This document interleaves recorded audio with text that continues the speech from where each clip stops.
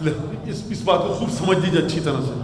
اور اگر دشمنان سیدہ کی نفرت آ جائے تو پھر وہ ان سے بھی بالا تر ہے, اور پھر اس کے سیدہ کے بچوں کی محبت آ جائے تو وہ ان سے بھی بالا تر ہے. یعنی دارت علیہ القرون الاولی, سیدہ کے سلسلے میں زمانہ گزرتا رہا, یہ ایک حدیث ہے. اب اس پر میں نے اشارتاً کہہ دیا. اس کے بعد فرمایا کہ اس نبی کے صلب میں رکھوں گا جس کی حیثیت افضل, تفضیل دوں گا, برتری دوں گا, فضیلت دوں گا تمام انبیاء پر.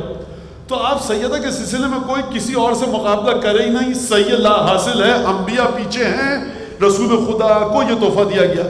پھر فرمایا اخرج من ذالک النور ائمتی و حججی, اور میں اسی نور میں سے سیدہ کے اپنے ائمہ کو خلق کروں گا جو میری حجت ہوں گے اور میرے امام ہوں گے بعد انقطاع وحی. جب زمین پر میری وحی کا سلسلہ رک جائے گا تو پھر یہ میرے ائمہ وحی کی جاگزین ہوں گے, وحی کا نعم البدل ہوں گے. تو یہ سب کا سب سیدہ کے وجود کے ذریعے. اور پھر رسول خدا نے فرمایا کہ آسمان پر خلق کیا. یا رسول اللہ یہ بتائیے جب آسمان پر خلقت ہو چکی تھی تو زندہ تھی؟ ہاں زندہ. اپنے الفاظ میں بتا رہا ہوں, حدیث کا بے عینی ترجمہ نہیں کر رہا. زندہ تھی, ظاہر سی بات ہے زندہ تھی, حیات تھی. تو غذا کیا تھی؟ فرمایا تسبیح اور تحلیل غذا تھی. تو آسمان میں کیا نام تھا؟ فرمایا منصورہ. اور یہ منصورہ اس وجہ سے ہے کہ بنصر اللہ ینصر من یشاء, جب خدا قیامت میں مومنین کی مدد کرے گا تو وہ مدد مومنین کی سیدہ کے ذریعے ہوگی, وہ مدد سیدہ کے پاس آ کر مومنین تک جائے گی. اور پھر آخری جملہ کہہ کر میں بات کو آگے بڑھاؤں, وہ احب, خدا نے دیکھا کہ جب سیدہ کو خلق کیا اس نور کی طرح سے, فرما احب احب اللہ ان یخرجها من صلبی. سیدہ نے نور کو خلق کیا اپنے الفاظ میں, رسول خدا کی منزلت کو دیکھا, عیسیٰ کی منزلت کو دیکھا. دیکھیے ہما شما کے گھر کی تو مکے میں بات نہیں ہو رہی, جو جن کے دروازوں کے اس طرف نجاست, دروازوں کے اس طرف نجاست, جو کواڑ ہر ایک کے لیے کھلے رہیں, اس نجاست کی آخری حد پر ہو. اور معمولی بات نہیں ہے, دربار شام میں امام سجاد نے اپنا شجرہ ابو طالب تک بتایا. کیا مطلب ہے؟ بتا دیجئے آپ بھی شجرہ. جو تخت پر بیٹھے ہیں بادشاہ سلامت, سر شرم سے جھک جائے گا. یہ شجرہ ایسا ہے کہ دشمنوں کے درمیان بڑے فخر کے ساتھ سینہ تان کے امام سجاد نے بتایا. تو خدا نے ایک دفعہ سیدہ کے نور کی حیثیت کو دیکھا.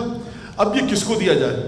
سیدہ موسیٰ کو باپ بنایا جائے سیدہ کا, عیسیٰ کو بنایا جائے, زکریا کو, یحییٰ کو, آدم کو, افضلہ. تو رسول خدا فرماتے ہیں احب اللہ ان یخرجها من صلبی, خدا نے پسند فرمایا کہ سیدہ کا تحفہ مجھے بطور دختر عطا فرمائے.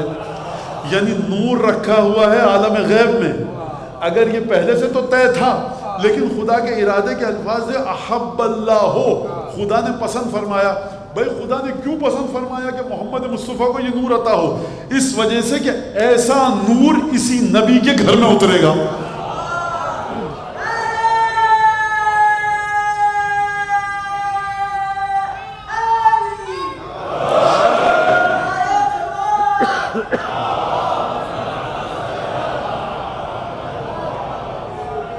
اب آپ سمجھیے اس بات کو. اب اگلی مزید ایک اور دوسرے پہلو سے گفتگو کروں.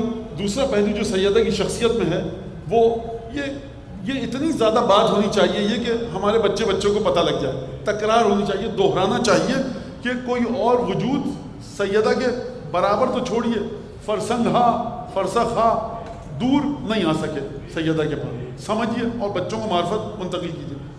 سیدہ انسانیت کے دائرے میں جس دائرے میں ہے, دائرہ نسوانیت میں, امیر المومنین دائرہ رجولیت میں, رسول خدا دائرہ رجولیت میں. اس رجولیت کے ہونے کے ساتھ ساتھ یا رجولیت کے ہونے کے ساتھ ساتھ کیا مرتبہ ہے؟ خاتم النبیین ہے. تمام کی تمام چیزیں ہم کو پتہ ہے. امیر المومنین دائرہ رجولیت میں ہے. اس کے ساتھ ساتھ کیا ایک اور مرتبہ ملا؟ شب ہجرت سے لیجیے اور آپ شہادت تک کے واقعات دیکھتے رہیے. لیکن میں ایک جملہ عرض کروں کہ جناب امیر جنگ احد میں کیا ملا؟ جناب امیر کو تمغہ لا فتح الا علی لا سیف الا ذوالفقار, یہ فضیلت ہے. شب ہجرت آیت نازل ہوئی, بدر, خیبر, خندق, احد, حنین. میں ایک جملہ کہوں, اب یہ جو جناب امیر عبادت کر رہے ہیں میدان جنگ میں جہاد کر کے, یہ روح پر اس کا ایک اثر ہے کہ نہیں ہے؟ اب عبادت کیسی بھی ہو روح پر ایک اثر ہے. رسول خدا عبادتیں کر رہے ہیں کہ نہیں کر رہے؟ روح پر ایک اثر ہے, آ جا رہی ہے رسول خدا کے قلب مقدس پر. ان عبادتوں کا اثر ہو رہا ہے کہ نہیں ہو رہا ہے؟ اب یہ شہزادی، یہ بی بی ہے دائرہ نسوانیت میں، دائرہ مستوریت میں، مستورات میں سے ہیں، تو وہ عبادتیں تو نہیں کر سکتی کہ جو جناب امیر نے میدان جنگ میں کی. رکوع کی حالت میں زکوٰۃ نہیں دے سکتی، جنگ میں نہیں گئیں، پیر میں تیر بھی نہیں لگا. جب پیر میں تیر نہیں لگا تو نماز کی حالت میں نکالا جائے، یہ فضیلت تو نہیں ملی. میں پہلے مجھے اپنے پوائنٹ کو اسٹیبلش کرنے دیجیے کہ میں کہاں پہ آپ کو کیا بات سمجھانا چاہ رہا ہوں. نہیں ہے وہ چیز. تو ہمیشہ آپ عبادت کی ظاہری تصویر کو دیکھ کر فیصلہ مت کیا کیجیے کہ کون شخص کس مقام پر ہے. بارگاہ رسالت سے عبادت کی حقیقت کو پوچھیے. یہ گھرانہ ایسا ہے کہ چادر تان کے ایک شخص لیٹا ہوا ہے بستر پہ، شب ہجرت آیت اتر گئی، روٹیاں پکا کے دیں آیت اتر گئی، رسول خدا کا دفاع کر رہے ہیں. بھائی ایک علی نہیں تھے، کئی اور تھے بنو ہاشم کی جنہوں نے احد کی جنگ میں دفاع کیا. تلوار صرف اتری جناب امیر کے لیے. تو یہ تمام چیزیں ہو رہی ہیں کہ نہیں ہو رہی؟ میں نے کیا کہا کہ روح پر جو اثر ہے یہ سمجھے گا یا خدا یا رسالت ماں. ہو سکتا ہے کہ آپ 4 گھنٹے حل چلا کر آئیں، ایک مرج تقلید، ایک کتاب لکھ کے فقہ کی، دونوں کی عبادتیں جو روح پر آئیں آپ کو مساوی لحاظ سے قیامت میں سید الشہداء کے پڑوس میں جگہ عطا فرمائیں. ہو سکتا ہے، بالکل ہو سکتا ہے، بالکل. یہ روایت کے لحاظ سے یہ بات طے ہے بالکل. تو اس کا مطلب ہے کہ عبادت کے اثر کو دیکھیے کہ جو روح پر ہے. مولانا ہم کیسے دیکھیں گے، ہمیں تو نہیں پتہ. تو جانا پڑے گا بارگاہ رسالت تک. اب اگر سیدہ خاتون ہیں، دختر گرامی رسول خدا ہیں، میدان جنگ میں گئی نہیں، اس ثواب سے بعد نظر میں کوتا اندیشی کی بنیاد پر محروم ہیں. تبلیغ کی نہیں جا کر طائف میں، مکے میں، مدینے میں، مکے کی پہاڑیوں میں، تو تبلیغ کے ثواب سے محروم ہیں. لیکن رسول خدا فرما رہے ہیں فاطمہ بضعۃ منی، میری حقیقت کا حصہ ہے. اس کا مطلب کیا ہے کہ جتنی بھی عبادت رسالت مآب نے انجام دی، جتنا بھی اثر ملا بچوں کے لیے، جتنا بھی ثواب رسول خدا کو ملا، بھائی میرا حصہ ہے فاطمہ. یا رسول اللہ آپ ایسے ہیں رحمت للعالمین، معجزہ دکھا سکتے ہیں، سراج منیر بشیر، بھائی فاطمہ میرا حصہ ہے. یا رسول اللہ آپ یہ بھائی کہہ دیا نا ایک دفعہ فاطمہ میرا حصہ ہے، بس رحمت چاہیے فاطمہ کے پاس جاؤ، عذاب سے چاہیے فاطمہ کے پاس جاؤ، قیامت میری شفاعت چاہیے فاطمہ کے پاس جاؤ. ہم چلے گئے دنیا سے، گھبرا رہے ہو کہ رسول خدا ہمارے ساتھ یہ کام کرتے تھے، بھائی سیدہ کے پاس جاؤ نا، ہمارا حصہ ہے. تو روح کا ایک پہلو کس سے جڑا ہوا ہے؟ رسالت سے. روح کا ایک پہلو رسالت سے جڑا ہے. دوسری وہ مرد میدان جو ایسی مملکت کا بادشاہ ہے کہ جو دکھتی نہیں ہے لیکن کسی کے حصے میں نہیں آئی. لا فتح الا علی، مملکت فتوت کا بادشاہ ہے علی بن ابی طالب. آپ ممبر لے سکتے ہیں، مملکت فتوت کو نہیں لے سکتے علی سے.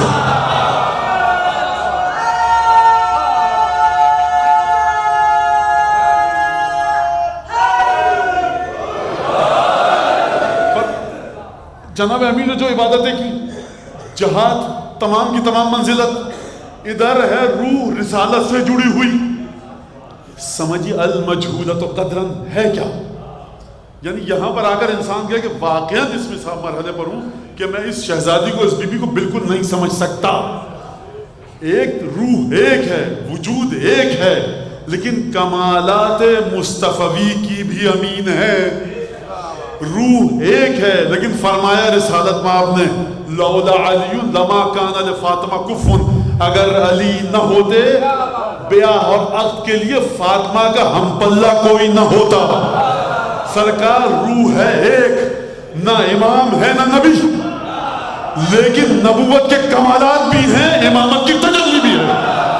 تو اب آپ مجھے بتائیے کہ جو شہزادی نہ امام ہو نہ نبی ہو لیکن امامت کے نور کی بھی مالک ہو، نبوت کی طہارت کی بھی مالک ہو، اس سے بڑھ کے کوئی معجزہ خدا کا ہے تو بتائیے.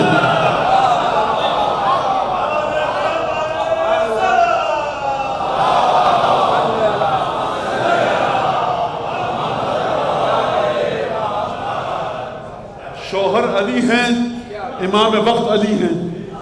امام وقت سیدہ کے امام جناب امیر، شوہر سیدہ کے جناب امیر. فقہی لحاظ سے بھی اور عقائد قرآنی کے لحاظ سے بھی دونوں لحاظ سے بالا تر ہیں. سیدہ آپ کی اجازت ہے کچھ لوگ ملنا چاہتے ہیں. یہ معمولی جملہ نہیں ہے. یا سیدتی، جب طبیعت ناساز ہوئی، ایک واقعہ میں نہیں پڑھنا چاہتا اس وقت. یا سیدتی، اے میری شہزادی، جناب امیر فرما رہے ہیں کہ یہ آپ کا کس وجہ سے کیا مسئلہ ہے، کیا پریشانی ہے. تو آپ سمجھیے کہ جو خاتون نہ امام ہے نہ نبی ہے، کمالات نبوت بھی ہیں، کمالات امامت بھی ہیں. اگر نہ ہوتے کمالات نبوت و امامت تو خدا کیسے فرماتا اسی نور میں سے 11 امام نکالوں گا. نور سیدہ اخرج من ذالک نور ائمتی وحججی یقومون مقامی، میرے خلیفہ بن کر زمین پر آئیں گے جو 11 امام ہیں سیدہ کے، جو نور سیدہ سے.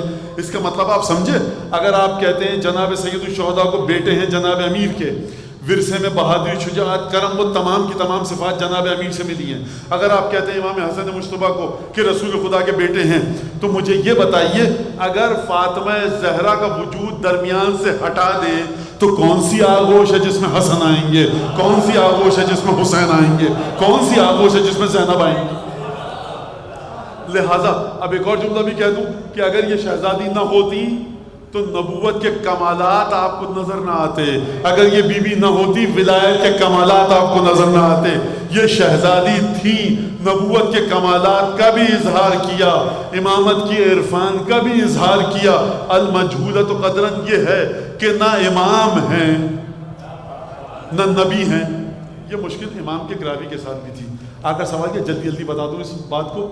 بتایا، امام سے پوچھا اہل بیت کے بارے میں کہ یا رسول اللہ یہ کیسے ہے، پھر آپ امام ہیں تو آپ رسول نہیں ہیں. امام نے فرمایا کہ کون سی، اپنے الفاظ میں، کون سی سورہ ہے کہ جو نماز میں پڑھنا واجب ہے، جس کے بغیر نماز نہیں ہوتی. کہا کہ سورہ حمد. کہا کہ قرآن میں ہے. کہا کہ جی. کہا کون سے پارے میں ہے؟ میں بتا رہا ہوں کون سے پارے میں ہے. کسی سے پارے میں نہیں. تو اس کا مطلب ہے اور نماز اس کے بغیر ہوتی بھی نہیں ہے. ہر چیز کو ہر جگہ پہ دیکھ کے تعین نہ کیا کیجیے. سیدہ نہ 12 اماموں میں ہیں نہ 1,24,000 میں ہیں. سورہ حمد قرآن کے پہلے پارے سے لے کر 30ویں پارے تک کسی میں نہیں ہے. لیکن جب تک حمد نہ ہو، کیا نام ہے حمد کا؟ حمد کا نام کیا ہے؟ سورہ حمد کا نام کیا ہے؟ فاتحہ. اصل میں فاتحہ نہیں، اصل میں فاتحۃ الکتاب، یعنی کتاب کو فتح کرنے والی، کتاب کو کھولنے والی. اگر سورہ حمد نہ ہو کتاب کھلے گی نہیں. اگر سیدہ نہ ہو امامت کا دفتر کھلے گا نہیں، بند رہے گا. یہ ہے المجہولۃ قدراً.